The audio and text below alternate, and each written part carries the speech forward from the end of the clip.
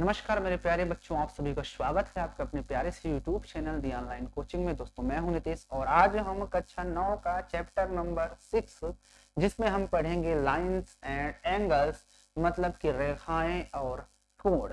इस चैप्टर को हम पढ़ने वाले, बहुत ही मजेदार चैप्टर है, बहुत ही आसान चैप्टर है, बहुत ही बारीकी से इस चैप्टर को हम पढ़ने वाले हैं और पढ़ेंगे क्योंकि आपको पढ़ना है। क्योंकि मैं हमेशा आपको जो मोटिवेट करता हूँ क्या कि जागते रहना है, पढ़ते रहना है और पिताजी की फिक्र को फक्र में बदलना है। तो आइए इस चैप्टर की शुरुआत करते हैं रेखाएं और कोण से।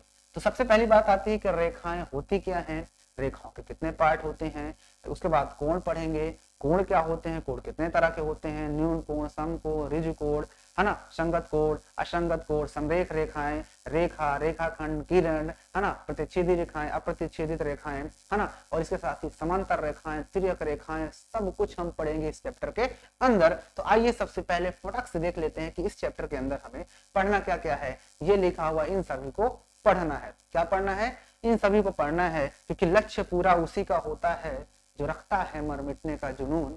लक्ष्य पूरा उसी का होता है जो रखता है मर मिटने का जुनून, क्योंकि आज जो करेगा मेहनत भविष्य में मिलेगा उसे सुकून। तो अगर आप भी भविष्य में सुकून चाहते हो तो मेहनत करो। तो आइए देखते हैं रेखा क्या होती है, प्रतिच्छेदित रेखाएं क्या होती हैं, कोण, समांतर रेखा, तिर्यक रेखा, समांतर रेखा के समांतर रेखा, त्रिभुज का कोण, कोण का रैखिक युग्म, ये सब कुछ पढ़ेंगे। कुछ प्रमेय भी हैं, उनको भी पढ़ ही लेंगे। तो आइए सबसे पहले शुरुआत करते हैं रेखा से। किससे? रेखा से। कि ये रेखा क्या होती है, जिसे इंग्लिश में हम लाइंस बोलते हैं। तो रेखा उसे कहते हैं कि जिसके अंत बिंदु नहीं होते हैं। रेखा उसे कहते हैं जिसके एक भी अंत बिंदु नहीं होते हैं। इसका मतलब ये हुई, ये रेखा अभी इधर चली जाएगी और इधर भी ये रेखा चली जाएगी, तो जिसमें दोनों तरफ इस तरह तीर बना होता है उसे हम रेखा कहते हैं। इसलिए रेखा के अंत बिंदु नहीं होते हैं। रेखा की लंबाई सीमित नहीं होती, कितनी लंबी चली जाए इधर और इधर दोनों। तो रेखा किसे कहते हैं? रेखा उसे कहते हैं जिसके एक भी अंत बिंदु नहीं होते हैं। रेखा के साथ साथ एक और आता है जिसका नाम होता है रेखाखंड। क्या आता है? रेखाखंड। तो रेखाखंड भी जान लो। तो रेखाखंड बच्चों उसे कहते हैं जिसको इंग्लिश में हम क्या बोलते हैं? Line segment. क्या बोलते हैं? Line segment. इसका मतलब ये होता है कि रेखा का एक खंड काट लो, यानी ये रेखा है आपकी, इस रेखा से मैं इतना पार्ट कट करके बाहर कर लिया, ये यानी ए से शुरू हुई, बी पे जाके खत्म हो गई। अर्थात रेखाखंड उसे कहते हैं जिसके दो अंत बिंदु होते हैं। रेखा से हम रेखाखंड को काट के 5 सेंटीमीटर, 4 सेंटीमीटर, तो ये एक रेखाखंड हो गया, क्योंकि हमें इसके दोनों अंत बिंदु पता हुए हैं। तो जिसके एक भी अंत बिंदु नहीं पता होते उसे रेखा कहते हैं, जिसके दोनों अंत बिंदु पता होते हैं उसे रेखा खंड कहते हैं। इसके अलावा कुछ चीजें और भी होती हैं जिसका नाम होता है रेखा खंड। एक और होता है, क्या नाम है उसका? नाम है, ये क्या हो गया, ये क्या हो गया,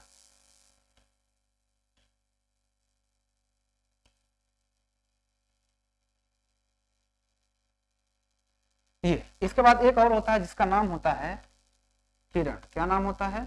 किरण, जिसे हम इंग्लिश में रे बोलते हैं। क्या बोलते हैं? रे। रे उसे कहते हैं जिसका एक अंध बिंदु पता होता है लेकिन एक अंध बिंदु नहीं पता होता। यानी ये रेखा यहाँ से किरण यहाँ से स्टार्ट होती है, यानी ऐसी रेखा जिसमें हमें एक तो पता होगा कि उसका अंत बिंदु यहाँ से स्टार्ट हो रहा है, लेकिन ये तीर बन गया, इसका मतलब ये नहीं पता कि कहां तक जाएगी। तो याद रखना कि किरण वो होता है जिसका सिर्फ एक अंत बिंदु पता होता है। रेखाखंड उसे कहते हैं जिसके दोनों अंत बिंदु पता होते हैं, और रेखा वो होती है जिसके एक भी अंत बिंदु नहीं पता होता। बताओ, मैं पूछूं आपसे कि रेखा में क्या अंत बिंदु होते हैं, तो आप कहोगे नो एंडिंग पॉइंट, एक भी एंडिंग पॉइंट नहीं होता। मैं पूछूं रेखाखंड लाइन सेगमेंट में क्या एंडिंग पॉइंट होते हैं, तो बोलना कि यस सर यहाँ पर 2 एंडिंग पॉइंट होते हैं। मैं पूछूं किरण रे में कोई एंडिंग पॉइंट होता है, तो कहना सिर्फ और सिर्फ इसमें एक ही एंडिंग पॉइंट होता है और एक हमारा नहीं पता होता है कहां तक चले जाएगी। तो यहाँ पर आपकी रेखा क्या हो जाती है? फिनिश हो जाती है। अगला पॉइंट आता है जिसका नाम है प्रतिच्छेदी रेखाएं। क्या नाम है? प्रतिच्छेदी रेखाएं। प्रतिच्छेदी रेखाएं उसे कहते हैं कि ऐसी दो रेखाएं जो एक दूसरे को कुछ इस तरह से कट करें। ऐसी दो रेखाएं जो एक दूसरे को कम से कम एक उभयनिष्ठ पॉइंट पर कट करें। और याद रखना कि दो रेखाएं जो होंगी हमेशा एक ही बिंदु होगा उसका कॉमन पॉइंट। कभी भी ये नहीं देखना कि एक रेखा दो जगह एक रेखा को दूसरी रेखा काट दे। कभी ऐसा हो सकता है कि एक रेखा ये हो और दूसरी कोई रेखा ऐसी हो जो इसको 2 बार कट करे, ऐसा नहीं हो सकता। दूसरी कोई रेखा होगी तो उसको सिर्फ एक ही बार कट करेगी किसी एक पॉइंट पर। ठीक है, याद रखना कि प्रतिच्छेदी रेखा उसे कहते हैं कि जब एक रेखा को कोई दूसरी रेखा कट करती है तो उसका जो उभयनिष्ठ पॉइंट होता है, जी, इसे बोलते हैं उभयनिष्ठ बिंदु। क्या बोलते हैं? उभयनिष्ठ बिंदु। और ये दो रेखा जो है वो क्या है? प्रतिच्छेदी रेखा है, क्योंकि एक दूसरे को काट रही है। ओके, और अप्रतिच्छेदी रेखा उसे कहते हैं कि जब दो रेखाएं हो एक दूसरे को कट ही ना करें, ऐसे कर, तो क्या दूसरे एक दूसरे को कट कर रही है? क्या नहीं कट कर रही है, तो इसका मतलब ये हुआ कि ये अप्रतिच्छेदी रेखाएं हो गई। ओके, तो प्रतिच्छेदी के साथ साथ अप्रतिच्छेदी में मैं आपको बता दिया। आइए आगे चलते हैं। इसके बाद अगला पॉइंट है जिसका नाम है कोण। क्या नाम है? कोण को भी सीख ही लेते हैं कि कोण क्या होता है। कोण, कोण पे आए थे। कोण उसे कहते हैं बच्चों कि पहली बात तो जान लेते हैं कि कोण का निर्माण कैसे होता है। ये कोण का निर्माण कैसे होता है, कैसे कोण का निर्माण होता है उसको भी हम जान ही लेते हैं कि आखिर ये कोण का निर्माण कैसे होता है। तो कोण ये होता है कि जब कोई दो रेखाएं हो, क्या हो? कोई भी दो रेखा हो, कोई रेखा, एक रेखा ये मैंने खींच दिया, एक रेखा मैंने ये खींच दिया, और एक कोई रेखा मैंने ये खींच दिया, ठीक है। और उनका कम से कम क्या हो? एक जो है एक कॉमन पॉइंट होना चाहिए, एक कोई कॉमन पॉइंट हो। कोई भी दो रेखाएं हो, ठीक है, उनका कम से कम एक कॉमन पॉइंट होना चाहिए, एक कॉमन पॉइंट हो, ठीक है। तो ये जो कॉमन पॉइंट है वो इन दोनों रेखाओं का एक कॉमन पॉइंट है। ये क्या है? कॉमन बिंदु है, एक उभयनिष्ठ बिंदु है। तो ये दो रेखाएं जहां पर एक दूसरे को कट करती हैं वहां पर कोण का निर्माण होता है। तो जब भी कोई दो रेखा इस तरह से कट करे तो हमेशा याद रखना कि उनके बीच जो बनता है वो कोण कहलाता है, ठीक है। अगर मैंने ऐसे एक रेखा खींच दिया कैसे, तो ये भी एक कोण है, ये भी एक कोण है, ये भी एक कोण है, ये भी एक कोण है, क्योंकि दो रेखाएं एक दूसरे को कट कर रही हैं। तो इस तरह से कोण का निर्माण होता है। अब बात आती है कि कोण कितने तरह के होते हैं। तो कोण कई तरह के होते हैं, कोण जो होते हैं कई तरह के होते हैं। तो सबसे पहला आता है कोण जो होता है न्यून कोण। क्या होता है? न्यून कोण। क्या कहेंगे? न्यून कोण। तो न्यून कोण से बोलते हैं जो 90 अंश से कम होता है। क्या होता है? 90 अंश से कम, 90 डिग्री से कम, 90 से कम होना चाहिए, ठीक है। 90 से कम कोई भी होगा, जैसे मैंने ऐसे बनाया ये, और 90 तो यहाँ पर जाता है, ये 90 अंश, लेकिन इससे कम होना चाहिए। यानी ये रेखा जो होगी वो इतने पर झुक सकती है, इतने पर हो सकती है, इतने पर हो सकती है, इतने पर हो सकती है, इतने पर हो सकती है, यानी 0 से ज्यादा होना चाहिए। यानी 0 डिग्री से वो थोड़ा सा ऊपर हो सकता है, ठीक है, क्योंकि 0 पे हो जाएगा तो फिर 0 डिग्री हो जाएगा। 0 से ऊपर हो लेकिन 90 से कम हो तो हमारा होता है न्यून कोण। अगर हम पूछ लो आपसे 75 डिग्री किस में आएगा, तो आप कहोगे तो 90 से कम है, 75 न्यून कोण हो जाएगा। मैं पूछ लूं कि 27 डिग्री किस में आएगा, तो आप कहोगे ये भी 90 से कम है, 0 से ज्यादा, इसका मतलब ये भी न्यून कोण होगा। तो आपको न्यून कोण समझ में आ गया होगा। आइए चलते हैं अगला। न्यून कोण के बाद आता है बच्चों समकोण। क्या आता है? समकोण। समकोण तो आपको पता ही होगा। समकोण उसे कहते हैं 90 अंश का कोण। 90 अंश का कोण ही हमारा क्या कहलाता है? समकोण कहलाता है। यानी अगर मैं एक दो रेखाएं हमारे पास दे दी जाए, क्या दे दी जाए? ऐसे दो रेखाएं दे दें, एक ये, ठीक है, और एक रेखा ये, ठीक है, तो इनके द्वारा ये जो बनता है एंगल, एक रेखा और कोई है, चलो हमने ये मिला दिया, इसके द्वारा ये दोनों तीन रेखाएं हो गई, तो इसके द्वारा यहाँ पर जो एंगल बन रहा है ये हमारा क्या हो जाएगा? 90 डिग्री होगा। क्या होगा? ये 90 डिग्री, जिसकी वजह से ये हमारा क्या कहलाएगा? एक समकोण कहलाएगा। समकोण 90 अंश ही होगा तभी वो समकोण कहलाता है, ठीक है। आप ये सब चीज पढ़ चुके हो, ठीक है। ओके, आगे चलते हैं। 90 अंश के बाद आता है समकोण के बाद। अब समकोण से आगे जाएंगे, क्या मिलता है? अधिक कोण मिलता है। क्या मिलता है? अधिक कोण। तो आइए अधिक कोण को भी जान लेते हैं। अधिक कोण,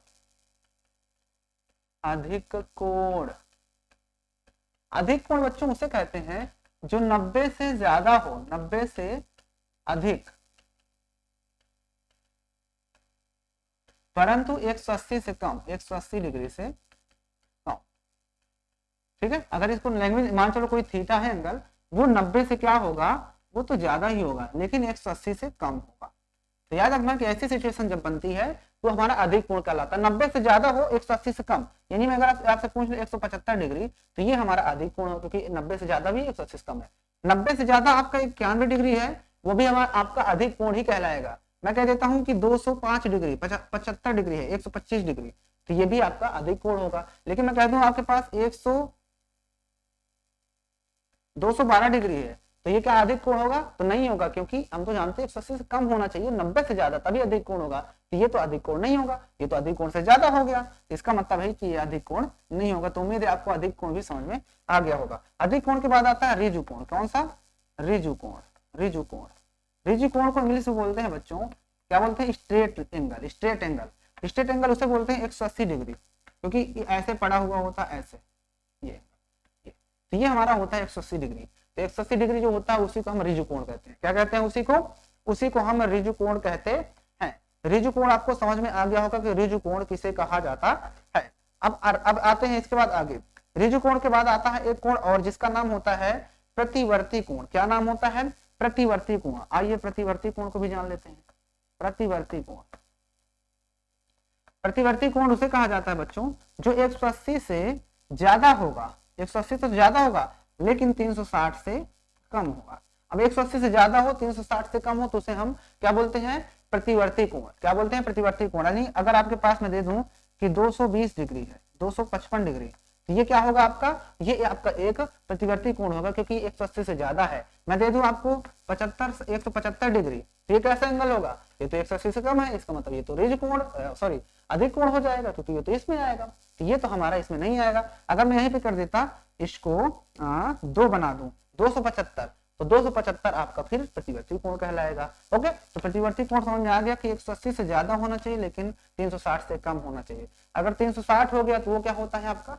वो एक पूरा कोण हो जाता है। मतलब कि पूरा कोण नहीं कहलाएगा, मतलब कि वो कंप्लीट एंगल बन जाता है। क्या बनता है? Complete angle. तो आपको यहाँ तक समझ में आ गया होगा। न्यून कोण यानी जिसको इंग्लिश में क्या बोलते हैं? एक्यूट एंगल, 90 से कम होना चाहिए। समकोण, राइट एंगल को बोलते हैं अधिक कोण। ऑब्ट्यूज एंगल 90 से ज्यादा, 180 से कम होना चाहिए। ऋजु कोण आपको समझ में आ गया होगा, जिसको स्ट्रेट एंगल बोलते हैं। 180 डिग्री ही हमारा ऋजु कोण कहलाता है। प्रतिवर्ती कोण होता है 180 से ज्यादा हो लेकिन 360 से कम हो तो हमारा प्रतिवर्ती कोण में आता है। ओके, आगे चलते हैं। आइए आगे चलते हैं, कुछ चीजें और भी हैं। प्रतिवर्ती कोण हो गया, इसके बाद आते हैं पूरक कोण। जान लो पूरक कोण। पूरक कोण क्या होता है? आप सभी को बढ़िया से कॉपी पर नोट करो। पूरक कोण को इंग्लिश में बोलते हैं कॉम्प्लीमेंट्री एंगल। क्या बोलते हैं? Complementary angle. कॉम्प्लीमेंट्री एंगल मतलब ये होता है कि ऐसे दो एंगल हो आपके पास, कोई भी ऐसे दो एंगल, ऐसे कोई भी दो एंगल जिनका सम 90 डिग्री हो, कोई भी दो एंगल हो जिनका सम 90 डिग्री होता है तो वो पूरक कोण कहलाते हैं। जैसे एक मैंने कह दिया 40 डिग्री है, इसका पूरक कोण जो होगा वो 50 डिग्री होगा तभी 90 डिग्री होगा। इसका मतलब इसका जो पूरक कोण होगा वो 90 अंश हो जाएगा। तो पूरक कोण क्या होता है? हमेशा युग्म होता है। पूरक कोण युग्म चाहिए, यानी दो एंगल का सम 90 होगा तभी वो पूरक कोण कहलाते हैं। पूरक के बाद एक और आता है जिसका नाम होता है, पूरक कोण के बाद एक और कोण होता है जिसका नाम होता है समपूरक कोण। ठीक है, पूरक तो समझ में आ गया। अब आते हैं संपूरक कोण पे। संपूरक कोण को भी देख लो। आइए संपूरक कोण की बात करते हैं।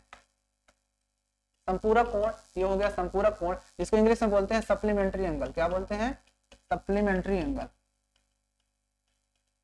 सप्लीमेंट्री एंगल इसमें क्या होता है? इसमें आपके पास दो एंगल दिए होंगे, कोई भी दो एंगल, उनका सम इस बार 180 डिग्री हो जाता है। क्या हो जाता है? 180 डिग्री। सपोज करो अगर एक एंगल आपके पास 70 है तो दूसरा 110 डिग्री होगा तभी हमारे पास 180 डिग्री आएगा। अर्थात कहने का तात्पर्य ये हुआ कि ये भी हमेशा युग्म में आता है और दोनों एंगल का सम 180 होगा तभी वो एक दूसरे के संपूरक कोण कहलाते हैं। और अगर दोनों का सम 90 डिग्री होता है तो वो हमारे पूरक कोण कहलाते हैं। और अगर संपूरक है तो 180 डिग्री होना चाहिए दोनों का सम। 90 डिग्री है तो सम कोण, 90 से ज्यादा है और 180 से कम है तो 90 से ज्यादा और 180 से कम तो अधिक कोण।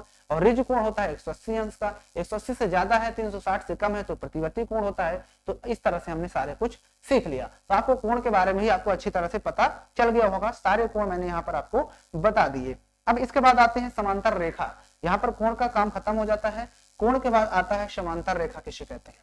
तो आइए समांतर रेखा पर भी एक नजर डाल देते हैं। समांतर रेखा क्या होती है ये मैंने आपको बता दिया, ये भी मैंने आपको बता दिया और कोण भी बता दिया। अब आते हैं समांतर रेखा। समांतर रेखा उसे कहते हैं समांतर रेखा। समांतर रेखा, समांतर रेखा वो होंगी कि अगर मान चलो आपके पास दो कोई रेखाएं हैं, ये मैंने एक रेखा खींच दिया और एक ये रेखा खींच दिया, ये दोनों समांतर रेखाएं कब कहलाएंगी? अगर ये रेखा मैंने मान लिया L है और ये M है, ठीक है, और इसको कोई तीसरी रेखा कट कर रही है, कोई तीसरी रेखा ऐसे कुछ कट कर रही है, ठीक है। अब मुझे नहीं पता ये कौन सी रेखा है, ठीक है, कोई रेखा कट कर रही है, तो ये अंतः कोण जो बनते हैं, ये अंतः कोण, अगर इन दोनों का सम, मान लो ये एंगल ए है, ये बी है, एक ही तरफ बने हुए एंगल का सम ए और बी का सम अगर कितना हो गया 180 डिग्री होता है, तो वो हमारी रेखाएं जो L और M थी वो आपस में पैरेलल होंगी। याद रखना, इन दोनों का सम हमेशा 180 डिग्री होगा तभी ये रेखाएं समांतर होंगी। सपोज करो हमारे पास जो एंगल है ये वाला मैंने कह दिया 70 डिग्री है और ये वाला मैंने कह दिया 110 डिग्री है, तो आप 70 और 180 को 110 को ऐड करोगे तो आपके पास 180 डिग्री आ जाएगा। अर्थात कहने का तात्पर्य ये हुआ कि इसके एक ही तरफ के या यूं कह लो अंतः कोण का योग जो है 180 डिग्री आ रहा है, जिसकी वजह से एल और एम हमारी क्या हो जाएंगी, पैरेलल हो जाएंगी। अगर ये दोनों का सम 180 नहीं आता, कम आता या ज्यादा आता तो फिर वो पैरेलल नहीं होती। आपको इस चीज को भी दिमाग में बैठाना है, आपको ये चीज समझना पड़ेगा। ओके, समांतर रेखा आपको समझ में आ गई। समांतर रेखा के बाद आता है तिर्यक रेखा। तो यहीं पर आप समझ लो कि जो रेखा, जब कोई दो समांतर रेखाओं को, कोई भी दो समांतर रेखाओं को कोई रेखा काटती है, ऐसे कुछ काटती है, तो वही रेखा हमारी कहलाती है तिर्यक रेखा। क्या कहलाती है, तिर्यक रेखा। अब दो हो सकती हैं समांतर रेखाएं, दो से ज्यादा भी समांतर रेखाएं हो सकती हैं। तो तिर्यक रेखा क्या होगी, दो रेखाएं हो या दो से ज्यादा रेखाएं हो, उनको जब कोई तीसरी रेखा कट करती है, मान चलो मैंने यहाँ पर एक रेखा फिर से खींच दिया, एक रेखा ये खींचा, एक रेखा इसी के पहले ये मैंने खींच दिया और एक रेखा और मैंने खींच दिया, ये लो। तो यहाँ पर तीन रेखाएं हो गई हमारे पास, लेकिन तीनों रेखाएं क्या है, पैरेलल है। मैंने कह दिया तीनों रेखाएं एल है, ये एम है, ये एन है, और इसको कोई तीसरी ट्रांसवर्सल कट कर रही है, कोई तीसरी रेखा कट कर रही है कुछ इस तरह से। तो ये जो कट कर रही है, ये जो कट कर रही है बच्चों, ये हमारी क्या होगी, तिर्यक रेखा। इसी को कहते हैं हम तिर्यक रेखा। क्या कहते हैं, तिर्यक रेखा।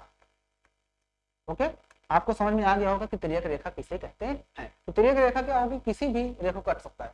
अच्छा, जरूरी नहीं है कि समांतर रेखाएं ही होंगी, इसके अलावा भी रेखाएं हो सकती है, बस एक ऐसे अलग से जानी चाहिए रास्ते। अगर ऐसे कुछ जा रही है, ये ऐसे चली गई तो ये भी तिर्यक रेखा हो गई। ओके, तो तिर्यक रेखा भी आपको समझ में आ गया होगा कि हम तिर्यक रेखा किसे कहते हैं। आगे बढ़ा जाए, अगर आपकी परमिशन हो तो आगे बढ़ें, तिर्यक रेखा के बाद आगे चलते हैं। अगला हमारे पास आता है रेखा के समांतर रेखा। अब रेखा के समांतर रेखा की हम जब बात करते हैं तो रेखा के समांतर रेखा की बात होती है। तो आइए देख लेते हैं रेखा के समांतर रेखा। आपको ये चीज समझ में आ गया होगा। तो आइए रेखा के समांतर रेखा भी देख लेते हैं क्या होती है। आइए रेखा के समांतर रेखा, रेखा के समांतर रेखा, खींचना, क्या खींचना नहीं है, बस रेखा के समांतर रेखा। इसका मतलब ये हुआ कि अगर कोई रेखा है एल, ये रेखा मैंने एल खींचा, वो एम के समांतर थी, एल जो थी वो इस एम के समांतर थी। ठीक है, फिर मैंने ये कहा कि जो एम रेखा थी, एम रेखा वो इस एन के समांतर थी, इस एन के। तो यहां से अगर ये रेखा इस रेखा के समांतर है और ये रेखा इस रेखा के समांतर है, तो इसका मतलब ये पहली वाली जो रेखा है वो इस रेखा के भी समांतर होगी। अर्थात कहने का मतलब ये है कि एल भी पैरेलल होगा एन के। अब बताओ कहां नहीं समझ में, यानी कभी भी मैं कह दूं कि मैं तुम्हारे समांतर हूं और तुम्हारा दोस्त किसी और के समांतर है, तो तुम्हारा दोस्त जो किसी और के समांतर है वो किसी और को जो लड़का है वो मेरे समांतर भी होगा। या यूं मान लो कि मैं हूं, इधर आप खड़े हो, इधर आपका फ्रेंड खड़ा है, ये वाला फ्रेंड मेरे समांतर है और मैं तुम्हारे समांतर हूं, तुम इसके समांतर हो जाओगे क्योंकि हम तीनों आपस में समांतर हो गए। सेम वही कंडीशन कि अगर मैं तुम्हारे बराबर हूं, तुम अपने दोस्त के बराबर हो, तो तुम्हारा दोस्त भी मेरे बराबर हो जाएगा। कहने मतलब कि तीनों लोग बराबर हो जाएंगे। तो अगर ये रेखा इस रेखा के समांतर है और ये रेखा इस रेखा के समांतर है, तो हमारी पहली रेखा भी इसके रेखा के समांतर होगी। ठीक है, तो ये होता है रेखा के समांतर रेखा। ओके, आते हैं तिर्यक रेखा हो गया, रेखा समांतर रेखा। त्रिभुज का कोण की बात करते हैं। अब हम बात कर लेते हैं कि त्रिभुज का कोण किसे कहा जाता है। तो आइए, त्रिभुज का कोण किसे कहते हैं। लेकिन त्रिभुज का कोण से पहले रेखा आया तो एक और होता है, एक होता है संरेख रेखा, संरेख बिंदु। संरेख बिंदु होते हैं ना, और एक होता है असंरेख, इसको भी जान ही लो, संरेख और एक होता है असंरेख बिंदु। संरेख बिंदु और असंरेख बिंदु को भी जानना बहुत जरूरी होता है। कहने का मतलब ये हुआ कि संरेख की हम बात करते हैं, पहले संरेख वाला, पहले हम जानेंगे संरेख। संरेख वो होता है कि दो बिंदु हों या तो फिर दो से ज्यादा हो, दो नहीं होंगे तीन, क्योंकि दो में तो ऑलरेडी होंगे ही। तीन बिंदु हो, कम से कम तीन हो या तो तीन से ज्यादा, तीन बिंदु या तो तीन से ज्यादा हो, तीन से ज्यादा हो, और एक ही रेखा पर स्थित। तीन बिंदु या तीन से ज्यादा बिंदु जब एक ही रेखा पर स्थित होते हैं तो वो क्या होते हैं, संरेख बिंदु कहलाते हैं। ठीक है, तीन बिंदु हो या तो तीन से ज्यादा, तीन या तीन से ज्यादा,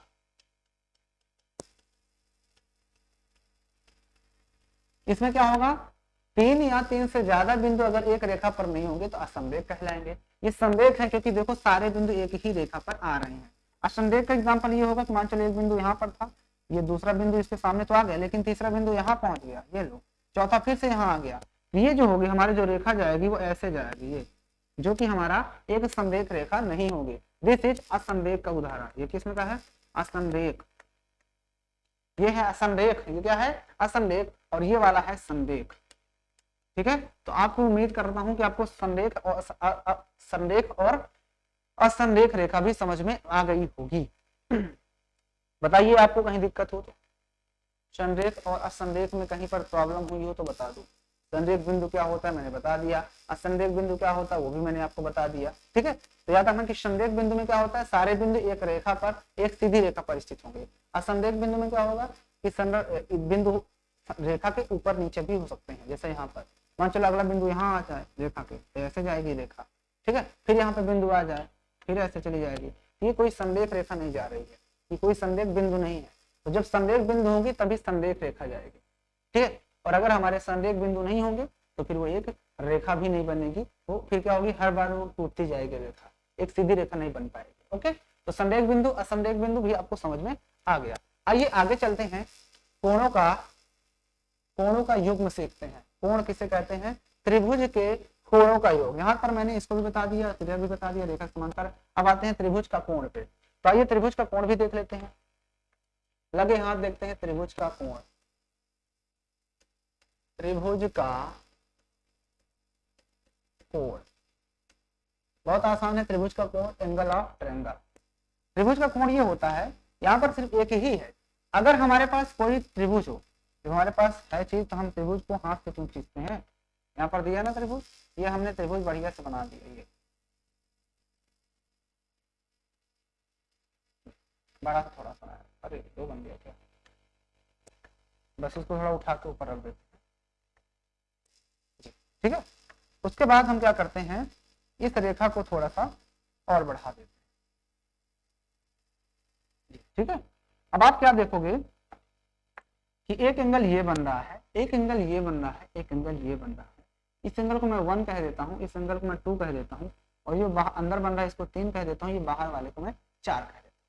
एक प्रॉपर्टी तो आपको पता है ट्रायंगल की, तीनों एंगल का सम, इंटीरियर एंगल का सम कितना होता है 180। ये तो आपको अच्छे से पता है। ठीक है, अब इसमें आपको एक चीज और याद रखना है, जो कि यहाँ पर मैं आपको बहुत इंपॉर्टेंट बात बताने वाला हूँ, ध्यान सुनिएगा कि ये जो एंगल होते हैं, ये बाहर वाला जो एंगल होता है उसको बोलते हैं बहिष्कोण। क्या बोलते हैं, बहिष्कोण।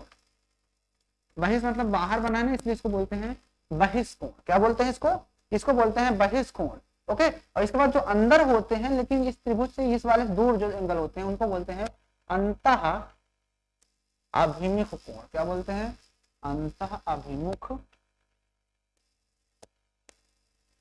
कोण। अगर हम इसकी बात करते हैं तो ये भी आपका अंतः अभिमुख कोण होगा। ये भी क्या होगा, अंतः अभिमुख कोण।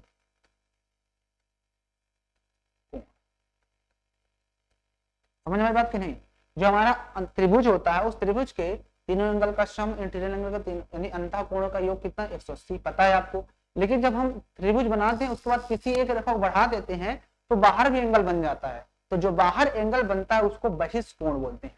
उसको क्या बोलते हैं, उसे बहिष्कोण बोला जाता है। और अंदर जो इंटीरियर एंगल होते हैं उससे दूर अपोजिट दिशा में स्थित होते हैं अंतः अभिमुख कोण, उनको अंतः अभिमुख कोण बोलते हैं। यानी इस एंगल को ना, ये दोनों अंतः अभिमुख कोण। और याद रखना कि जो बहिष्कोण होता है, जो बहिष्कोण आया है हमारे पास 4, वो अंतः अभिमुख कोण के योग के बराबर होता है। क्या होता है, अंतः अभिमुख कोण के योग के बराबर होता है।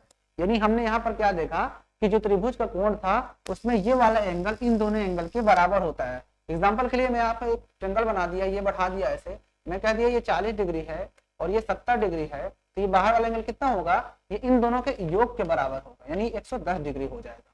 तो समझ में आई बात। कभी कभी क्वेश्चन क्या करेगा, इस तरह दे देगा, बाहर वाला एंगल यहाँ वाला दे दे, कह देगा ये वाला 70 डिग्री है और कह देगा ये 20 डिग्री है, तो ये वाला एंगल कितना होगा। तो हमें पता जो बाहर वाला होता है ये इन दोनों के सम के बराबर होता है। यानी 70 है तो ये 20 निकल गया, नहीं मतलब ये वाला हमारा 50 रहा होगा, तभी तो दोनों का सम 70 आया होगा। ओके, तो आपको इस तरह की बातों को ध्यान रखना है। ठीक है, तो त्रिभुज का कोण भी मैंने आपको अब बता दिया। इसके बाद कुछ चीजें और होती हैं जो कि आपको जानना बहुत जरूरी होता है। क्या है? बहुत जरूरी है जानना। तो आइए जान लेते हैं कोणों का रैखिक युग्म। कोणों का रैखिक युग्म, और इसी में हम इस चीज से सारी बात उसी में खत्म कर देते हैं। आइए, कोणों का रैखिक युग्म क्या होता है? कोणों का रैखिक युग्म की बात करते हैं। कोणों का रैखिक युग्म यानी अगर हमारे पास कोणों का रैखिक युग्म की बात करते हैं, रैखिक कोण या रैखिक युग्म वही बात है, ठीक ना। यानी अगर हमारे पास कोई एक सीधी रेखा दी हुई है, ठीक है, और यहाँ पर से कोई एक तीसरी रेखा ऐसे खड़ी हो, इस पर कोई तीसरी रेखा इस पर खड़ी हो, तो ये एंगल जो बनता है ये और ये मान लो ए है, ये बी है, तो ये पूरा हमें पता है ना कि 180 डिग्री होता है। तो ए और बी जो होंगे इन दोनों का सम 180 डिग्री होगा, क्योंकि हमें अभी पढ़े थे ऋजु रेखा एक सीधी रेखा पर बनता है वो 180 डिग्री होता है। इसका मतलब इन दोनों का सम 180 डिग्री होगा। तो यही होता है हमारा रैखिक कोण, जिसे इंग्लिश में लीनियर एंगल बोलते हैं। क्या बोलते हैं? Linear angle. Okay, linear angle. Okay, बात समझ आई? कहने का तात्पर्य ये हुआ बच्चों, आप फिर से इस चीज को समझ लो, इस चीज को फिर से समझ लो। अगर मैं यहाँ पर कह देता हूँ एक रेखा है मेरे पास और ये एंगल जा रहा है, एक कोई और रेखा खड़ी हो और मैं कह देता हूँ ये 50 डिग्री है और ये कह दूँ 10 डिग्री है, तो ये x डिग्री कितना होगा बता सकते हो? तो आप तुरंत कहोगे कि सर जी x प्लस 10 प्लस 50 बराबर होता है 180 डिग्री, क्योंकि हमारा ये रैखिक कोण बन रहे हैं। तो x 50 10 60, x बराबर 180 उधर और ये 60 उधर जाएगा, माइनस हो जाएगा, अर्थात x बराबर हमारे पास 120 डिग्री रहा होगा। कहने का मतलब ये वाला जो एंगल था वो 120 डिग्री का था कि नहीं था? 120 डिग्री का। ओके, तो इस तरह से होता है हमारा। ये हमने किस विधि से सॉल्व किया? तो वो था रैखिक कोण की मदद से हमने सॉल्व किया। ओके, अब कुछ चीजें और भी होती हैं जो कि आपको जानना बहुत जरूरी है, उनको भी आइए देख ही लेते हैं। वो क्या है कि अगर हमारे पास कभी भी कोई रेखा हो ऐसे समांतर, ये रेखा है, इस रेखा के समांतर कोई और एक समांतर रेखा है, ठीक है। ओके, ये हमने समांतर रेखाएं दो खींच दिया, ठीक है। तो इसको कोई तिर्यक रेखा अलग से कोई एक तीसरी रेखा कट कर रही है इस तरह से, ठीक है। ये तो याद रखना कि इसमें कुछ चीजें बनती हैं जिसको बोलते हैं बाह्य कोण। तो इसमें अगर हम बात कर दें, ये वाला 1 है, ये 2 है, ये 3 है, ये 4 है, ये 5 है, ये 6 है, ये 7 है, ये 8 है, ठीक है। तो याद रखना कि अगर हम बात करते हैं इसमें बाह्य कोण की, इसमें की बाह्य कोण, तो बाह्य कोण जो होते हैं जो बाहर की तरफ बनते हैं उसे बाह्य कोण बोलते हैं। जो बाहर की तरफ बने हुए होते हैं वो बाह्य कोण होते हैं। यानी एंगल 7 इधर से देखो तो एंगल 3 और 4, एंगल 3 एंगल 4, और ऊपर देखो बाह्य में एंगल 7 और एंगल 8, ये तुम्हारे जो है बाह्य कोण हो जाएंगे, ठीक है। बाह्य कोण के बाद आता है अंतः कोण। अंतः कोण को भी जान लो, अंतः कोण क्या होते हैं। इस तरफ क्वेश्चन में अंतः कोण क्या होते हैं? अंतः कोण जो होते हैं, अंतः कोण जो अंदर बने हुए होते हैं, यानी कि जैसा एंगल 1 बना है, एंगल 2 बना हुआ है, ये दोनों, और ये 5 और 6 भी अंतः बने हैं, तो 5 और 6 ये हमारे सारे अंतः कोण हो जाएंगे। ओके, अंतः कोण के बाद आगे देखते हैं एकांतर कोण। एकांतर कोण भी देख लो, एकांतर कोण, एकांतर कोण जिसे इंग्लिश में अल्टरनेट एंगल बोलते हैं। तो एकांतर कोण वो बोलते हैं जो एक इधर और एक उधर, एक इधर एक उधर।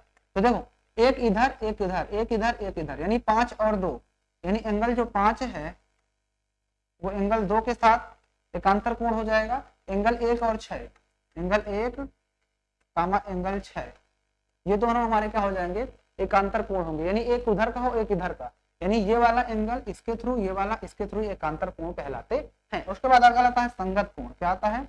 संगत कोण। संगत कोण, तो देखो संगत कोण क्या होता है? लाइन के ऊपर वाला लाइन के ऊपर वाले के बराबर। यानी अगर मैं लाइन के ऊपर की बात करूं तो ये ऊपर वाला एंगल है, ये भी लाइन के ऊपर वाला एंगल है, ये दोनों आपस में बराबर होंगे। संगत कोण आपस में बराबर होते हैं, हाँ। तो एंगल 8, एंगल 1 और एंगल 8, ये जो होंगे ये संगत कोण हो जाएंगे। उसी तरह से हम बात कर ले लाइन के नीचे वाला, तो 5 और 4, 4 और 5 लाइन के नीचे है ना, तो एंगल 4 और एंगल 5 भी हमारे संगत कोण होंगे। इधर की बात करें तो 7 और 2, यानी एंगल 2 और एंगल 7 भी हमारे संगत कोण होंगे। नीचे वाला 6 और 3, तो एंगल 6 और एंगल 3 ये भी हमारे संगत कोण कहलाएंगे। ओके, संगत कोण समझे, लाइन के ऊपर वाला, लाइन के ऊपर वाला। और एकांतर कोण आपस में बराबर होते हैं, याद रखना। संगत कोण भी आपस में बराबर होते हैं, इस चीज को भी याद रखोगे। ओके, आगे चलते हैं। बस हो गया। यहाँ पर आपकी सारी चीजें मैंने क्या कर दी, खत्म कर दी, आपको सारा कुछ मैंने बता दिया, ठीक है। तो आपको ये चीज समझ में आ गई होगी। आइए इस चीज को मैं एक फास्ट तेजी से समझा देता हूँ एक बार फिर से। मैंने क्या किया कि दो रेखाएं खींचा, एक रेखा ये और एक रेखा इसी समांतर ये। मैंने कहा कि ये एल है ये एम है, दोनों पैरेलल है, एल और एम आपस में पैरेलल है, ठीक है, और इनको कोई ट्रांसवर्सल कट कर रही है इस तरह से, ओके। तो यहाँ पर आपको याद रखना है कि एकांतर कोण कौन से होते हैं। तो एकांतर कोण अगर ये वाला है तो ये वाला एकांतर कोण है और ये दोनों आपस में बराबर होंगे। इसी प्रकार से ये वाला भी इस वाले के बराबर होगा क्योंकि ये एकांतर कोण होते हैं, एकांतर कोण आपस में बराबर होते हैं, ओके। उसके बाद हम बात करते हैं बाह्य कोण। तो बाह्य कोण के ये वाले होते हैं जो बाहर बने होते हैं। उसके बाद एक चीज और याद रखना कि संगत कोण क्या होते हैं। तो संगत कोण ये वाला इस वाले संगत कोण के बराबर होगा। और लाइन के नीचे वाले की बात करते हैं ये वाला, तो लाइन के नीचे वाले के बराबर ही इसके होगा। इसी प्रकार से इधर भी ये संगत कोण है तो इधर वाले संगत कोण के बराबर होगा, ये वाला इधर वाले के संगत कोण के बराबर होगा, ओके। बात समझ में आ गई। इसके बाद एक चीज और होती है जो कि आपको बताना बहुत जरूरी है, शीर्षाभिमुख कोण। क्या है? शीर्षाभिमुख कोण। शीर्षाभिमुख कोण भी आपस में बराबर होते हैं, ओके। यानी कि जब भी कोई दो रेखाएं आपस में कट करती हैं तो उनके द्वारा शीर्षाभिमुख कोण क्या होता है, ये और ये एक ही तरफ के जो मुख्य होते हैं। यानी अगर मैं इसको x मान लूं, इसको y, तो x वाला y वाले के बराबर हो जाएगा। ये वाला एंगल इस एंगल के बराबर, अगर ये वाला एंगल है तो वो इस एंगल के बराबर होगा, ठीक है। यही क्रिया जो होती है बच्चों हमारे इन रेखाओं में भी लागू हो जाती है। कहने मतलब ये रेखा कट की, अगर मैं कह दूं आपसे ये वाला एंगल 40 डिग्री है, ठीक है, तो ये 40 है तो इसको भूल जाओ थोड़ी देर के लिए, तो ये 40 तो ये भी 40 ही होगा। क्यों 40 होगा? क्योंकि ये शीर्षाभिमुख कोण बराबर होते हैं। जब ये 40 है तो ये भी 40 होगा। क्यों? क्योंकि एकांतर कोण आपस में बराबर होते हैं। जब ये 40 है तो ये भी 40 होगा। क्यों? क्योंकि क्या है ये हमारा शीर्षाभिमुख कोण है। कहने का मतलब ये कि जो बाहर वाला बहिष्कोण होता है इस साइड में, वो इधर नीचे बहिष्कोण इधर वाले के बराबर होता है। इस चीज को याद रखो, ओके। इतना करने के बाद आपको एक चीज और याद रखना है कि इस रेखा पर, ये रेखा जो है उस पर ही तो ये एंगल बने हुए हैं, ये वाला और ये दोनों, क्योंकि ये एक रेखा है और ये लीनियर पेयर बना रहे हैं, रेखा रैखिक युग्म। तो रैखिक कोण आपस में बराबर, दोनों का सम 180 होता है। तो अगर ये 40 तो बचा हुआ ये वाला पार्ट होगा, यानी ये वाला 140 डिग्री हो जाएगा, होगा कि नहीं? यानी क्योंकि हमने क्या किया, रैखिक कोण है। जब ये 140 है तो ये वाला भी 140 होगा। क्यों 140 होगा? क्योंकि एकांतर कोण है। जब 140 है तो ये वाला कितना होगा? 140 होगा। क्यों? क्योंकि शीर्षाभिमुख कोण है। जब ये 140 है तो ये वाला कितना होगा? ये भी 140 होगा। क्यों? क्योंकि शीर्षाभिमुख कोण है। तो इस तरह से क्वेश्चंस जो होते हैं हमारे सॉल्व होते हैं। एक एंगल निकलने पर हमने 1 2 3 4 5 6 7 8 एंगल निकाल लिए, 8 एंगल। तो 8 एंगल से याद रखें कि 4 एंगल सेम होते हैं, 4 एंगल सेम होते हैं। देखो 40 है तो अगर 4 एंगल जो आएंगे जो 40-40 के होंगे, और 40 को 180 घटा दो तो बचेगा 140। तो 140 जो बचा वो 4 एंगल बाकी के 140 डिग्री के आएंगे, ओके। जैसा कि आप क्वेश्चन में देख रहे हो, ठीक है, ओके। बात समझ आई कि नहीं समझ आई? उम्मीद है आपको यहाँ तक ये एक्सरसाइज के जो भी पॉइंट्स है, मैंने सारा पॉइंट्स आपको बता डाला, अब आपको समझ में आ गया होगा। अगर मैं आपसे कह देता हूँ कि ये दो रेखाएं पैरेलल हैं, ठीक है, और इस तरह कट कर रही है, मैं कह दूं ये वाला एंगल 70 है, तो मुझे बता सकते हो ये वाला एंगल कितना होगा? ये नीचे वाला बताओ, नीचे वाला एंगल कितना हो जाएगा भाई? लाइन के नीचे वाला लाइन के नीचे वाले के बराबर, यानी ये भी 70। क्यों? क्योंकि ये दोनों संगत कोण है, ठीक है। इस तरह भी निकाल सकते हो। अगर ये 70 है तो ये बचा हुआ ये भी 70 होगा। ये लाइन के ऊपर वाला लाइन के ऊपर वाले के बराबर, ये भी बराबर, क्योंकि संगत कोण है। इस तरह से ये भी इसके बराबर ही निकला ना, क्योंकि शीर्षाभिमुख कोण है। तो किसी भी तरह से आप क्वेश्चन को सॉल्व कर सकते हो, हर तरह से क्वेश्चन आप आंसर निकालने में सक्षम हो, क्योंकि मैंने यहाँ पर आपको इस एक्सरसाइज के इस चैप्टर के पूरा इंट्रोडक्शन मैंने आपको निचोड़ पूरा बता डाला। अब इसमें ऐसी कोई भी चीज नहीं बच रही जो मैंने अभी नहीं बताया। हाँ, कुछ प्रमेय है छोटी छोटी है, वो सब क्लियर हो जाएंगे। तो आपको वीडियो में मजा आया हो, मस्त तरीके से आपको समझ में आया हो, तो वीडियो को लाइक कर देना, चैनल पे नए हो तो सब्सक्राइब कर लेना, ठीक है ना। और कोई भी दिक्कत हो कमेंट बॉक्स में अपने सुझाव, कमेंट में जो भी दिक्कत हो बता सकते हो। बाकी हम लोग इस वीडियो को यहीं पर समाप्त करते हैं और फिर मिलते हैं हम लोग इसके क्वेश्चन के साथ, ठीक है। तो तब तक के लिए फिर जय हिंद।